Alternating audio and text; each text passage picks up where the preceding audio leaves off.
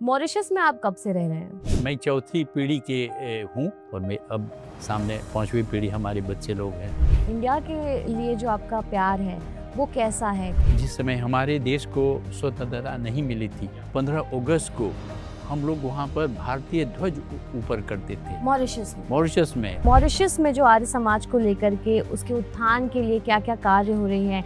हमारे छोटे से टापू में लगभग 400 आर्य समाज स्थापित है। क्या जो आर्य समाज के सिद्धांत हैं वो विश्व शांति स्थापित करने में मजबूत हैं, कर पाएंगे? मैं कर पाएंगे नहीं, मैं कहूँगा कि आर्य समाज महर्षि दयानंद जब से स्थापित किया है उन्होंने ये काम करता आ रहा है। उस वक्त का फेमिनिज्म ये था कि महिलाओं को आवाज़ उठाने तक की, आवाज़ बोलने तक की आज़ादी नहीं थी। एक आज का थोड़ा फेमिनिज्म है, तो आप कितना अंतर पाते हैं? ज़मीन आसमान का अंतर है। आज मेरे देश में जब मैं देखता हूँ कई मिनिस्टर महिला हैं, बड़े बड़े जो CEO और बड़े बड़े पद जो है महिलाएं, और इन सब के पीछे हम ये मानते हैं कि महर्षि दयानंद और आर्य समाज का बहुत बड़ा हाथ रहा है। बिल्कुल, नहीं तो अभी दिल्ली दूर होती। मैं अपने आप को बड़ा सौभाग्यशाली मानता हूँ, इसलिए कि मैं एक आर्य परिवार में मेरा जन्म हुआ और हमारे जो पूर्व के लोग हैं उन लोगों ने हमारे लिए एक बहुत बड़ा धरोहर छोड़ा। हेलो नमस्कार, मेरा नाम भावना त्रिपाठी है और इस वक्त हमारे साथ हैं हरिदेव रामधानी सर, जो कि मॉरिशस में आर्य सभा के वाइस प्रेसिडेंट हैं। वेलकम, बहुत बहुत स्वागत है आपका। भावना जी नमस्ते। और मेरे लिए ये बड़ा ही सौभाग्य का अवसर है कि मैं आज मुंबई में आपके सामने ये जो वार्ता हम करने जा रहे हैं इसमें भाग लेने का अवसर मिला, और वो भी विशेषकर आर्य समाज की स्थापना के 150 वर्ष के इस पुण्य अवसर पर। जी बिल्कुल, और आपकी ये जो भाषा है इसने मुझे बहुत प्रभावित किया है। भाषा पर आपकी पकड़ जो है वो उसने मुझे काफ़ी प्रभावित किया है। मॉरिशस में आप कब से रह रहे हैं? मैं जन्म से, आप जन्म से रह रहे हैं वहाँ हाँ, पर? मैं चौथी पीढ़ी के हूँ। मतलब कि मेरे पूर्व के जो दादा यहाँ से गए थे, 2 भाई, और उसके बाद मेरे दादा हुए, फिर मेरे पिताजी और मैं अब सामने 5वीं पीढ़ी हमारे बच्चे लोग हैं। तो आप तब से वहाँ पर हैं। हाँ। तो जब आप 4 पीढ़ियों से विदेश में रह रहे हैं, बाहर रह रहे हैं भारत के, तो भारत के प्रति जो लगाव है, इंडिया के लिए जो आपका प्यार है, वो कैसा है? कितना आना-जाना आपका होता है यहाँ पर? एक समय था, आना जाना तो अभी हाल से शुरू हुआ, परिस्थिति, हमारी आर्थिक परिस्थिति जब सुधरी देश में तब। नहीं तो पूर्व में एक समय था जब मॉरिशस के लोग भारत को भी बोलते थे ये हमारा देश है, अच्छा। अपना देश मानते थे। और एक बात सुनकर आप चकित हो जाएंगे, जिस समय हमारे देश को स्वतंत्रता नहीं मिली थी, उस समय स्कूल में या हमारी जो पाठशाला के कार्यक्रमों में जी, जी। या 15 अगस्त को हम लोग वहाँ पर भारतीय ध्वज ऊपर करते थे मॉरिशस में? मॉरिशस में। और वो गीत अभी तक मुझे याद है, बड़े मग्नता के साथ, बड़े उल्लास के साथ, जन गण मन अधिनायक, ये गीत हम भी गाते थे जैसे हम भी इस देश के एक अंग है। एक अंग है, बिल्कुल आपने एक बहुत अच्छी बात कही है कि मॉरिशस में भी भारत को लेकर के कितनी एक्साइटमेंट थी, उत्सुकता थी। आर्य समाज की तरफ हम आते हैं, उससे जुड़े कुछ सवाल हैं मेरे। भारत की स्वतंत्रता की चूँकि बात हो रही है, तो वहाँ पर तो हमने देखा कि जो भारत में है, उसने आर्य समाज में बहुत बहुत स्टैंड लिया, मदद की भारत के स्वतंत्रता संग्राम के दौरान। मॉरिशस में ऐसा क्या हुआ? मैं कुछ पीछे जाऊंगा। जी, बिल्कुल। हमारे भारतीय मूल के लोग जो हैं शर्तबंद मजदूर के रूप में 1834 में पहली बार वो एक अटलास जहाज में गए। तब उसके बाद लगभग 4 लाख या 5 लाख तक ऐसे मजदूर लोग या अन्य काम करने वालों को ले जाया गया। लेकिन उन लोगों की वो जो शर्त थी इतनी दयनीय, इतनी क्रूर, बहुत मुश्किल से हमारे जो बड़े लोग गुजरे, और परिस्थिति बहुत मुश्किल थी। फ्रेंच और अंग्रेज सरकार थी, वो ज़रा सी भी किसी बात में कोई छूट नहीं देते और उससे गुजरते थे। तो लगभग 1898 में वहाँ पर एक भारतीय मूल के सिपाही, फौजी, उस समय अंग्रेज़ के जो फौजी थे, भारत से भी वो फौज लेते थे, तो वो वहाँ काम कर रहे थे, क्योंकि वो ब्रिटिश कॉलोनी थी जो मॉरिशस है। तो 3 साल के काम के बाद वो वापस लौट रहा था। तो 3 साल के बाद जब उनका नाम था, शुभ नाम है भोलानाथ तिवारी, फौजी। वो जब लौट रहा था, तो अपने एक ग्वाला था जो प्रतिदिन उन्हें दूध देता था। तो उन्हें उपहार के रूप में 2 पुस्तकें दी। पहला सत्यार प्रकाश और दूसरा संस्कार विधि। मतलब कि तिवारी जी इन दोनों पुस्तकों को साथ में लेकर आए थे।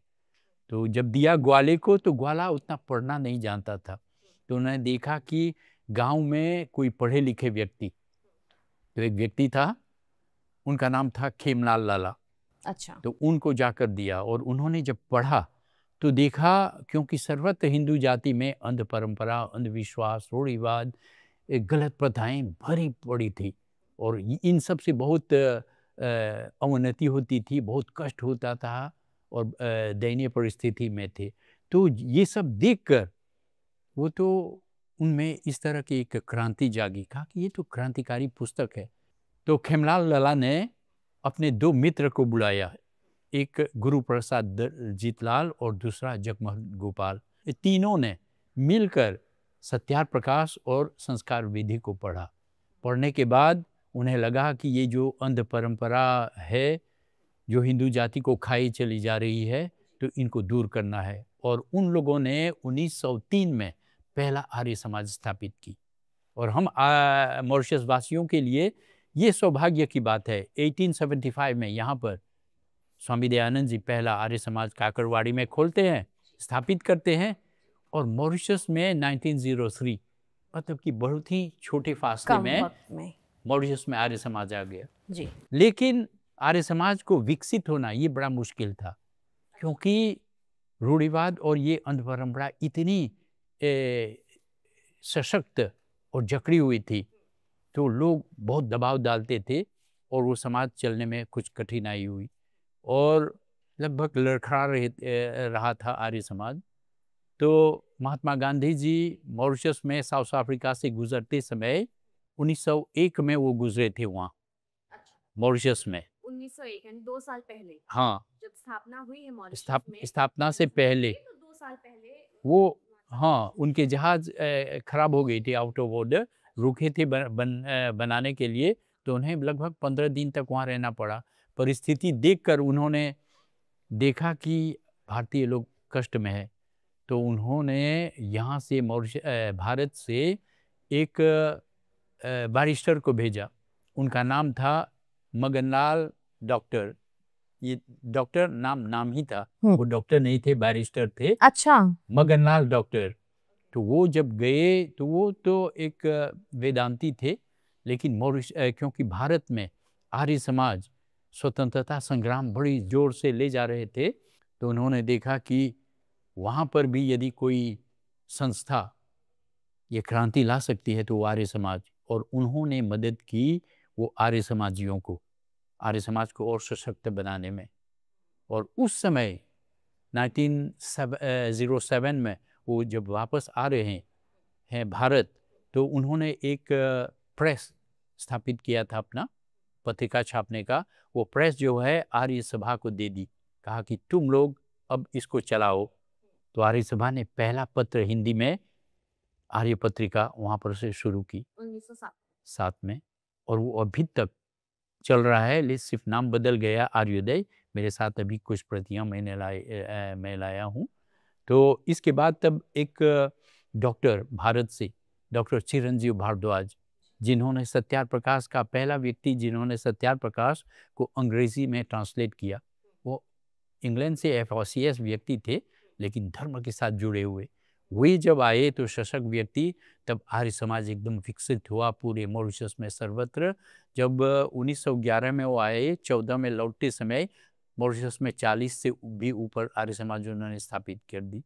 और उनके आने के बाद तब कई सन्यासी लोग, स्वामी स्वतंत्रानंद और अन्य कई लोग वहाँ पर आए और आर्य समाज को आगे बढ़ाया। तो कहीं ना कहीं उस पत्रिका ने और जो उन्होंने ट्रांसलेट किया उसने भी एक अहम रोल, एक अहम क्रांति के लिए निभाई होगी, समाज को जगाने में, आर्य समाज को फैलाने में, धर्म को लेकर लोगों की आंखें काफी खोली होंगी। बहुत बहुत। एक बात यहाँ पर रेखांकित करना चाहूँगा। डॉक्टर चिरंजीव भारद्वाज 1911 में जब आए, उस समय महिला, जैसे आप बात कर रही हैं, बैठकर एक पुरुष के सामने बात नहीं करते, महिला तो घर में रहती थी या घूंघट में रहती थी। तो उनकी पत्नी माता सुमंगली देवी, वो पहली महिला हुई हिंदू महिला जो मंच पर खड़ा होकर आवाज़ बुलंद की कि बहनें, आप लोगों को भी धर्म सीखना है, विद्या सीखना है, और महिला सशक्तिकरण की आवाज़ बुलंद की। और तब से महिलाएं भी एकदम सक्रिय होने लगी। अब दबाव तो चारों तरफ से वो होती रहती है कि ये कहाँ महिला पढ़ने जा रही हैं, समाज में जा रही हैं, लेकिन आर्य समाज ने इस दिशा में बहुत, लेकिन शुरुआत वहां से हो गई। तो कहीं ना कहीं आर्य समाज भी महिलाओं के उत्थान के लिए कितना काम कर रहा है और कितने वक्त से प्रयासरत है। बहुत काम किया है ना। अब आप ये देखिए, अब आपसे एक सवाल है कि उस वक्त का फेमिनिज्म ये था कि महिलाओं को आवाज़ उठाने तक की, आवाज़ बोलने तक की आज़ादी नहीं थी। एक आज का थोड़ा फेमिनिज्म है, तो आप कितना अंतर पाते हैं? ज़मीन आसमान का अंतर है। मेरे घर में कई बेटियां हैं, सब पढ़ी लिखी, कोई डॉक्टर है, कोई टीचर है, कोई सीए मतलब कि चार्टर्ड अकाउंटेंट है, लड़कियाँ। आज मेरे देश में जब मैं देखता हूँ, हमारे यहाँ भी पिछले दिनों असेंबली के स्पीकर वो एक महिला है, कई मिनिस्टर महिला है, बड़े बड़े जो सीईओ और बड़े बड़े पद जो है महिलाएं। और इन सब के पीछे हम ये मानते हैं कि महर्षि दयानंद और आर्य समाज का बहुत बड़ा हाथ रहा है। बिल्कुल नहीं बिल्कुल। तो अभी दिल्ली दूर होती। जी बिल्कुल, दिल्ली दूर होती। अच्छा, मैं थोड़ा सा अभी आपसे वापस से पीछे जाऊंगी और मॉरिशस में जो आर्य समाज को लेकर के उसके उत्थान के लिए क्या क्या कार्य हो रही हैं, क्या क्या गतिविधियां आर्य सभा कर रही है समाज को फैलाने के लिए और धर्म के लिए, धर्म के प्रति लोगों को जागरूक करने के लिए?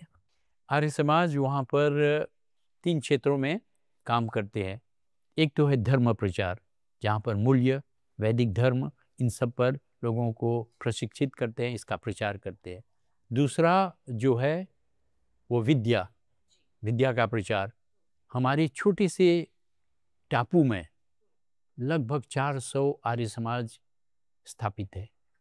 अच्छा, 400 आर्य 400। समाज। अब उन समाजों में शाम के समय, मानिए बच्चे लोग पाठशाला जाते हैं, सरकारी पाठशाला, तो 3:30-4 बजे वो लौट आते हैं।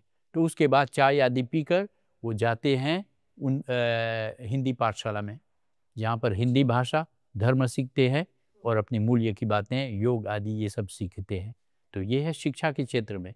वर्तमान में मॉरिशस में आर्य समाज के 3 कॉलेज हैं, बड़े बड़े कॉलेज हैं, प्राइमरी स्कूल है, और एक इंस्टीट्यूशन हम लोगों ने ADI नाम रखा है, ऋषि दयानंद इंस्टीट्यूट, जहाँ पर डिप्लोमा लेवल तक अभी पढ़ाई हो रही है। पूर्व में डिग्री तक थी, लेकिन अभी डिप्लोमा तक हो रही है। तो ये जो आप बता रहे हैं 3 कॉलेजेस हैं और जो तमाम स्कूल हैं, तो इनकी शिक्षा पद्धति जो है वो कैसी है? वो वही ट्रेडिशनल तरीके से आ रही है जो धर्म के बारे में बता रही है, या साथ के साथ वो कहीं साइंस, टेक्नोलॉजी और आज के युग में कैसे आगे बढ़े उसके बारे में भी प्रशिक्षित कर रही है? वो प्राइमरी स्कूल, सेकेंडरी स्कूल और टर्शियरी जो है, इन सब में साइंस आदि सब कुछ होता है। सब अभी सिर्फ वो डिप्लोमा कोर्स जो है वो वैदिक फिलोसफी पर है, या नहीं तो कॉलेजेस आदि वो बराबर है जैसे सरकार की कॉलेज है, और वो सरकार की तरफ से भत्ता भी मिलती है, तो इसलिए वो अनिवार्य है, जिस तरह सरकार की कॉलेज चलते हैं उसी तरह। और आर्य समाज ने अपने को सिर्फ धर्म तक नहीं रोका है। हमने हमेशा प्रचार किया है। महर्षि दयानंद ने कहा है कि ज्ञान विज्ञान ये सब एक साथ चलता है, तो एक साथ, और हम इसका प्रचार करते हैं और इसमें बहुत विकास हुआ है। जी। अच्छा, आपने चूंकि बताया कि किस तरीके से मॉरिशस सरकार जो है वो कहीं ना कहीं सपोर्ट कर रही है, और कौन कौन से एरियाज में, सेक्टर्स में आप देखते हैं जहां पर मॉरिशस सरकार काफ़ी सहायता कर रही है इस आर्य समाज को प्रचार प्रसार करने में? हम सिर्फ आर्य समाज नहीं कहेंगे, लेकिन हम बोलेंगे भारतीय संस्कृति। जी, भारतीय बहुत संस्कृति। दिनों से वहाँ पर मॉरिशस में एक संस्थान है, उसे महात्मा गांधी संस्थान बोलते हैं। उसमें बहुत निवेश सरकार हर साल करता है। धर्म, हमारी संस्कृति, हमारी संगीत, इन सब लेखन, इन सब पर कार्य होता है।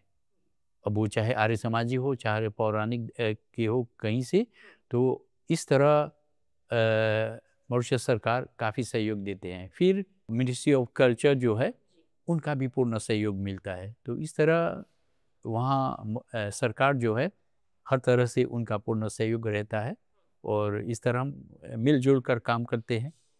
देखिए, कहीं न कहीं कोई तो चुनौतियों का भी सामना आप करते होंगे जब आप विदेश में हैं, भारतीय संस्कृति और सभ्यता का प्रचार-प्रसार कर रहे हैं, तो कुछ चुनौतियाँ भी कभी-कभी आती होंगी, क्या होती हैं वो चुनौतियाँ? आज चुनौतियाँ बहुत ही है। चुनौती ये है कि एक समय था जब आर्य समाज, जब शुरुआत में 1975 के बाद महर्षि दयानंद से इतने प्रभावित होकर लोग जैसे महर्षि दयानंद और आर्य समाज के पीछे दीवाने हो गए। स्वामी श्रद्धानंद अपने को आहूत कर दिया, अपने सब कुछ आहूत कर दिया, अपने बच्चों को भी समर्पित कर दिया समाज के लिए। इस तरह कई लोग हैं, हमारे बड़े बड़े लोग जो हैं, महात्मा हंसराज हुए, गुरुदत्त विद्यार्थी हुए, अन्य लोग समर्पित कर दिए। उस समय समर्पण की वो भावना थी। समय के साथ हम मुश्किलों से ऊपर उठे, अब स्वार्थ अधिक होता चला जा रहा है। आज हम सिर्फ अपने को देख रहे हैं और इसके पीछे हम क्या कर रहे हैं कि बच्चों को धर्म के प्रति कुछ कम हम पुश कर रहे हैं, प्रभावित कर रहे हैं। तो आज बच्चे लोग अधिक साइंस की ओर जा रहे हैं, कहीं अन्य दिशाओं में जा रहे हैं, धर्म की ओर वह कमी है। तो ये एक चुनौती है हमारी, एक चैलेंज है और वर्तमान में हम काम कर रहे हैं। 150 वर्ष हुआ है, हम ये आवाज़ बुलंद कर रहे हैं, द्विशती जो होगी आर्य समाज की जी, यानी 200 साल जब पूरे होंगे। होंगे तो शायद हम लोग, शायद नहीं, निश्चित रूप से हम लोग तो नहीं रहेंगे, लेकिन वो आने वाली जो पीढ़ी है उसकी तैयारी हमें करनी है। तो सर, जैसे कि आपने अभी बताया कि कहीं न कहीं युवाओं का, बच्चों का मोह भंग हो रहा है या कम हो रही है, रुचि कम हो रही है और वो साइंस एंड टेक्नोलॉजी की तरफ ज़्यादा बढ़ रहे हैं। क्या आपको ऐसा लगता है कि आधुनिक पद्धति जो है, उसको हमें शामिल करना होगा ताकि विज्ञान और टेक्नोलॉजी इन सब की तरफ भी बच्चों का मोह बना रहे और धर्म के प्रति भी वो जागरूक रहें और पढ़ने की रुचि रखें? भावना जी, ये प्रश्न जो है बहुत ही महत्वपूर्ण है। वर्तमान में हमें काम करना है जिससे हम एक संतुलन लाएं, एक बैलेंस। और वो बैलेंस ये है कि बच्चों को तो पढ़ाना लिखाना और अपने भविष्य के लिए उन्हें आगे ले चलना है, लेकिन साथ साथ वो धर्म और मूल्य को न छोड़ें। और इसके लिए हमें फिर से देखना है हमारी जो पद्धति है उसमें कुछ परिवर्तन, कैसे एक नयापन लाए जिसे हम बच्चों को, युवाओं को हम प्रभावित कर सकें। अब इसमें जब हम देखते हैं तो वर्तमान में अभी ये जो सोशल मीडिया है, इसका उपयोग अति आवश्यक है, अति आवश्यक। वो लोग इससे कुछ गलत कभी सीख लेते हैं, लेकिन हमें प्रयोग करना है इसके माध्यम से। जैसे हम बोलते हैं कि मुझे आपके घर आना है, मैं मॉरिशस से भी आ सकता हूँ, प्रतिदिन आपको एक मैसेज मिल रहा है, प्रतिदिन आपको व्हाट्सएप में, या प्रतिदिन आप जब इंटरनेट में प्रवेश कर रहे हैं तो आप देखते हैं कि फ्लैश हो रहा है मॉरिशस से कुछ अच्छी मैसेज। तो इस तरह हमें ये टेक्नोलॉजी जो है इसका अति प्रयोग करना चाहिए, आवश्यकता है इसके उपयोग आवश्यकता है। और देखना है किस माध्यम से, किस साधन से कुछ ऐसे टेक्निकल लोगों को लेना पड़ेगा जैसे आप लोग हैं, अन्य लोग हैं, और किस तरह हम प्रोग्राम तैयार करके इस काम को सफल बना सकेंगे। ये आपका विचार और ये बात मुझे बड़ी सराहनीय लगी कि जनरली क्या होता है कि लोग सोशल मीडिया को सिर्फ कर्स कर रहे होते हैं कि इसने आज की पीढ़ी को बिगाड़ दिया है। पर अगर आप ये बात कह रहे हैं कि इसे हम उत्थान के लिए भी लगा सकते हैं, इस्तेमाल कर सकते हैं, तो ये काफ़ी सकारात्मक पहलू से आप रूबरू करा रहे हैं लोगों को। जी। अच्छा, क्या कुछ इसके लिए कोई स्टेप लेने का आप लोगों ने सोचा है? कोई कमेटी बन सकती है या फिर किस तरीके से टेक्नीशियंस को हायर कर सकते हैं? मतलब एनीथिंग यू वांट टू। हम लोग काफ़ी प्रभावित है यहाँ दिल्ली आर्य प्रतिनिधि सभा के जो आर्य संदेश टीवी है, उनमें इतने बढ़िया बढ़िया कार्यक्रम है, सब कुछ वो प्रसारित होता है। मॉरिशस में हम देखते हैं, कभी हमारा कार्यक्रम, अभी वहाँ सम्मेलन हुआ था, यहाँ पर प्रसारित हो रहा है। तो इस तरह मॉरिशस में भी हम लोगों ने एक उप समिति सेट किया है एक सब कमिटी जो विशेषकर ये सोशल मीडिया, आईटी इन विषयों पर काम करेंगे। और हम भी चाह रहे हैं कि मॉरिशस में एक वेब टीवी अपना कायम करने का, क्योंकि सरकार की जो टीवी है उसमें बहुत कम समय हमें मिलता है। और जबकि हमारी अपना वेब टीवी रहे तो जब चाहे जो देखना चाहे जिस आप भी देख तरीके का सकेंगे। कार्यक्रम हो वो प्रसारित किया जा उदाहरण के सकता है तौर वो। पर, हाँ, उदाहरण के तौर पर आप काम पर जाती हैं, जिस समय हमारा कार्यक्रम प्रसारित हो रहा है आप नहीं है, तो आप उसको रिव्यू करके बाद में देख सकेंगे अपने समय अनुसार। तो इस तरह के कार्यक्रम यूट्यूब आदि के माध्यम से तो ये इन सब पर हम काम कर रहे हैं। अरे वाह! तमाम ओटीटी प्लेटफ़ॉर्म्स वग़ैरह हैं, तो कोई ओटीटी प्लेटफ़ॉर्म भी लाया जा सकता है, उस तरीके से भी किया जा सकता है, बिल्कुल। अच्छा, तमाम जो यूनिवर्सिटीज़ हैं विदेशों में, उसमें क्या आर्य समाज के ऊपर रिसर्च चल रही है? क्या कुछ शोध की जा रही है? इसकी कोई आपको जानकारी है? अभी वहाँ पर ये शोध कार्य की इतने लेवल पर अभी इतना काम नहीं। वो आर्य सभा में एक कुछ ऐसे विद्वत मंडल है जो इन विषयों पर काम करते हैं, सोचते हैं और अधिक गहराई में जाने का भविष्य में प्रयत्न है, लेकिन काम कर रहे हैं। और बहुत से ऐसे खोजपूर्ण कार्य है जो हम वहाँ के हमारे जो विद्वत मंडल है करते हैं और प्रेषित करते हैं सभी लोग, जिसे जाने नयापन है जो कुछ है, या इंटरप्रिटेशन। कभी इंटरप्रिटेशन में काफ़ी बातें होती है, जो वहाँ लिखा है व्यक्ति कुछ समझ रहा है जबकि उसका अर्थ कुछ अर्थ अलग है। तो इस तरह लोग काम कर रहे हैं इस पर अभी। जी। अच्छा, चूँकि आप मॉरिशस में रह रहे हैं, तो आप कहीं न कहीं देख रहे हैं कि आधुनिकता अलग चरम सीमा पर होगी, कहीं न कहीं भारत से थोड़ा आगे हो सकता है विज्ञान के मामले में, मेडिकल के मामले में, टेक्नोलॉजी के मामले में मॉरिशस। तो आपको ऐसा क्या महसूस होता है, ऐसा क्या प्रतीत होता है कि हमें और क्या-क्या अपडेट्स लाने चाहिए, जिससे हम सोशल मीडिया जैसे उसका एक पहलू हो गया, कि जिससे हम और ज़्यादा आर्य समाज का प्रचार-प्रसार कर सकें? नहीं, एक बात मैं संकेत करना चाहूँगा। मॉरिशस बड़ा छोटा सा देश है।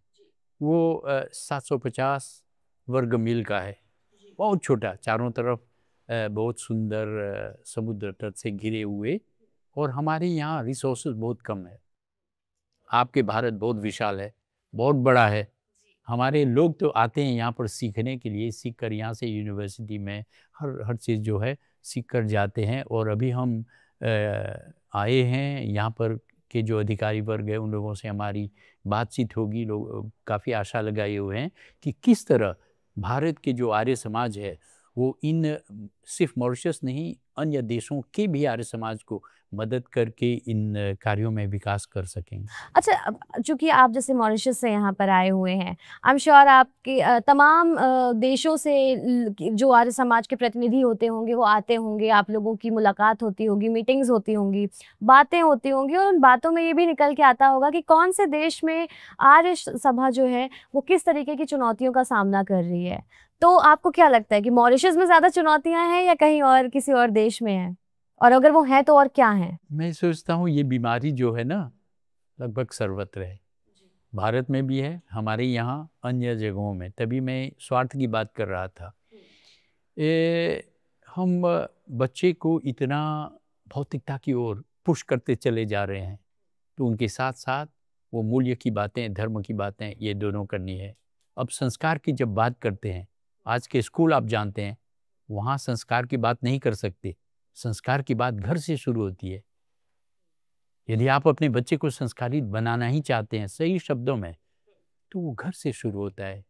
और इसीलिए महर्षि दयानंद ने संस्कार विधि लिखी, कहा कि जन्म से पहले से ही माँ जो है संस्कार डालना शुरू कर देती है, गर्भ में होती है। तो आज ये इस काम में हम कहीं फेल होते चले जा रहे हैं। वो संस्कार का काम घर से वो शुरू होता है। और सभी परिवार जो माता पिता अभिभावक है उन लोगों को ये जिम्मेदारी लेनी होगी। हम सभा की तरफ से, समाज की तरफ से हम अपना तो पूर्ण प्रयत्न कर रहे हैं। जैसे आपसे बात कर रहा हूँ, सिर्फ बातें तक रुके, लेकिन उसको कार्य रूप देना आपको अपने घर में, अपने परिवार में कार्य रूप देना है। तो तभी मैं कह रहा था कि पूर्व के आर्य समाजी समर्पित थे। तो आज ये चुनौती है कि हमें एकदम कर्मशील बनना है। जो बातें हैं, जो मूल्य की बात है, उसको कर्म में उतारना है। सर, देखा जाए तो विश्व में बहुत सारी चुनौतियाँ हैं। तमाम, चाहे आप युद्ध ले लीजिए या तमाम तमाम मसले हैं। तो क्या जो आर्य समाज के सिद्धांत हैं वो विश्व शांति स्थापित करने में मजबूत हैं, कर पाएंगे? भावना जी, ये बहुत ही महत्वपूर्ण है। मैं कर पाएंगे नहीं, मैं कहूँगा कि आर्य समाज महर्षि दयानंद जब से स्थापित किया है उन्होंने, ये काम करता आ रहा है। मैं एक साधारण सा उदाहरण दूंगा। 150 साल पहले महर्षि दयानंद ने कहा कि महिलाओं को पढ़ना है, और यूनाइटेड नेशन ने रिसेंटली सेकेंड वर्ल्ड वॉर के बाद कहा कि इक्वल राइट होना चाहिए। महर्षि दयानंद ने सत्याप्रकाश में कहा कि बच्चों की पढ़ाई अनिवार्य, और यदि अनिवार्य नहीं तो सरकार द्वारा दंड दिया जाए। यूनाइटेड नेशन अभी 20-25 साल पहले कहा कि education right for children should be compulsory. बराबर ह्यूमन राइट्स जो बोलते हैं, महर्षि दयानंद ने उस समय कहा कि सबका बराबर अधिकार है, आज से 150 साल पहले। और अभी हाल में अन्य उदाहरण लेते हैं हम यूनाइटेड नेशंस, क्योंकि उसी को फॉलो करते हैं। तो इस तरह आप देखेंगे कि आर्य समाज ने और महर्षि दयानंद ने जो काम करना चाह रहा था वो करता आ रहा है, उसका फल हमारे सामने है। आप हैं सामने इस रिपोर्टर के रूप में, नहीं तो महिलाएं कहाँ होती है ऐसी। आज बड़े बड़े पद में हर अधिकार के लिए आर्य समाज ने लड़ा है और लड़ते चला जा रहा है। अब ये महर्षि दयानंद ने जो कहा कि वसुदैव कुटुम्बकम, कि हम सब एक उस परमपिता परमेश्वर के संतान है, तो इसका मतलब क्या है? भ्रातृत्व प्रेम। और जबकि रिसेंटली अन्य जितने बड़े बड़े देश हैं या पहुंचे हुए देश हैं, तो उन्होंने कहा कि ग्लोबल विलेज का उदाहरण दिया कि विश्व को ग्लोबल विलेज बनना है। ये तो महर्षि दयानंद ने कब कह दिया। तो हम नहीं कहेंगे कि आर्य समाज कर सकता है, आर्य समाज कर रहा है और इसका फल हमारे सामने है। जी, बिल्कुल, बिल्कुल आर्य समाज कर रहा है। और चूँकि हम वैश्विक स्तर की बात कर रहे हैं, तो तमाम ऐसे लोग हैं जो भारत से बाहर रह रहे हैं, प्रवासी भारतीय जिन्हें हम बोलते हैं। उनके अंदर कितना आकर्षण है देखा जाए तो आर्य समाज को लेकर के, कितना एक्साइटमेंट है, क्या कुछ देखते हैं आप? यद्यपि हम बहुत से देशों में अपने भारतीय मूल के लोगों को देखते हैं, अपने काम में तो व्यस्त रहते हैं, लेकिन जब अवसर मिलता है, जैसे अभी 150 वर्ष हम आर्य समाज की मनाने जा रहे हैं, तो सर्वत्र एक उत्सुकता है। मैं एक उदाहरण दूंगा मॉरिशस का। हम लोगों ने, क्योंकि हम जानते हैं इधर ये सप्ताह जो है यहाँ पर मुंबई में मनाया जाएगा, बहुत भव्य कार्यक्रम, तो हम लोगों ने अभी 2-3 सप्ताह पहले मॉरिशस में बड़े भव्य सम्मेलन का आयोजन किया। हमारे यहाँ श्री विनय आर्य जी और अन्य कई भारत के लोग आए, उसमें भाग लिए। तो इस तरह वो अभी तक, और मॉरिशस में वो कैसे बोलेंगे, समारोह जो है वो वातावरण अभी भी चल रहा है। सभी समाजों में बड़ी कैसे बोलते हैं, एंथुजियाज्म के साथ, उत्सुकता उल्लास के साथ मनाते जा रहे हैं। सर, जैसे कि अभी आर्य समाज की स्थापना के 150 साल पूरे हो गए हैं और तमाम जो लोग हैं उनमें उत्सुकता देखी जा सकती है। मॉरिशस में इसे लेकर के क्या माहौल है? मॉरिशस में जिस तरह भाई मैं सुना रहा था कि हम लोगों ने लगभग 1.5 महीने पहले इस पर उत्सव मनाना शुरू कर दिया। हम लोगों ने एक महासम्मेलन का आयोजन किया, जिसमें विनय आर्य और अन्य कई विद्वान विदुषी लोग आए थे भारत से और अन्य प्रांतों से, और बहुत ही भव्यता के साथ हम लोगों ने इस उत्सव को मनाया। अब समाज और ज़िले के स्तर पर सर्वत्र कार्यक्रम किया जा रहा है, और ये हम जो अधिकारी वर्ग है, हमारे लिए एक अवसर होता है लोगों में प्रेरणा जागृत करने का। प्रेरणा जागृत करे जिससे वो आर्य समाज की दिशा में वो आगे बढ़े, काम आगे करें। बढ़ें और काम करें और जी। आर्य समाज को आगे ले जाएं। तो सर, जहाँ तक मुझे पता है आर्य समाज के 10 सिद्धांत हैं। तो उन 10 सिद्धांतों के बारे में थोड़ा-सा अभी आप बता रहे थे, बता दीजिए। और एक और सवाल है साथ में कि इसमें से कौन-सा एक सिद्धांत है जिस पर काम करने की और ज़्यादा ज़रूरत है आपको लगता है? आर्य समाज की 10 नियम हम बोलते हैं, इसको सर्वत्र हम इस पर प्रचार करते हैं। ये अपने आप में अमूल्य हैं। और बड़े ही क्रांतिकारी हैं। और इन 10 नियमों में जैसे महर्षि दयानंद ने 4 वेदों की जो मर्म है उसको सब निहित कर दिया है इसमें। तो हर एक जो है बहुत ही महत्वपूर्ण है, लेकिन कुछ हैं जो आज की वर्तमान काल में हम जब देखेंगे तो जैसे वो 10वां नियम है। 10वां नियम में महर्षि दयानंद लिखते हैं कि जो सर्वहितकारी नियम पालने में हमेशा हमें स्वतंत्र रहना चाहिए। जहाँ पर सबके हित का कार्य है वहाँ मैं नहीं कहूँ कि नहीं मुझे बाजार जाना है, मैं जा रहा हूँ, नहीं ये नहीं कहूँ। वहाँ मुझे स्वतंत्र रहना है। लेकिन जो अपने हित के लिए है वहाँ मैं स्वतंत्र रहूँ, जब चाहे करूँ। लेकिन जब समाज के लिए, सबके हित के लिए हैं, धर्म के हित के लिए हैं, देश के हित के लिए हैं, तब नहीं, तब हमें पड़ता है स्वार्थ नहीं। जिसे अंग्रेजी में बोले इट्स एन ओब्लिगेशन, वो ओब्लिगेशन होना चाहिए। और आज लोग वो सिद्धांत अधिक इसे अपने जीवन में चरितार्थ करना है, तभी हम समाज को और आगे ले जा सकेंगे। जी।